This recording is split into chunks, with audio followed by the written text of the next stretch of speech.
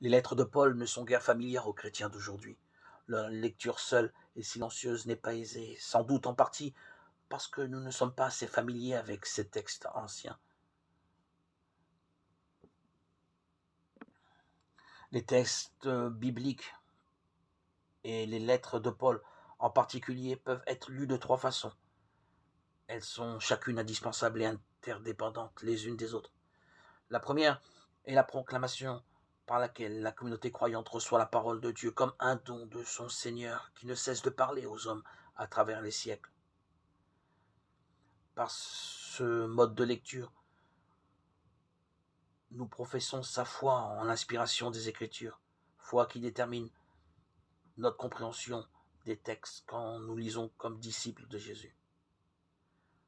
La lecture personnelle ensuite, ou méditation, permet de vivre une rencontre personnelle avec Jésus-Christ, Verbe de Dieu, fait chair, qui prend également corps dans les Écritures. Cette lecture se laisse inspirer et se nourrit du regard des frères. La lecture fraternelle enfin, sous des formes variées.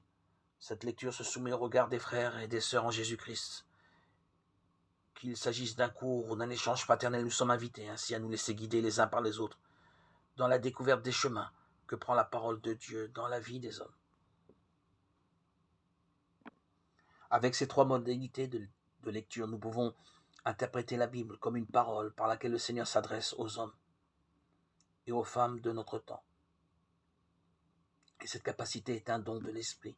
Il ne s'agit pas d'une compréhension personnelle. Elle doit être vécue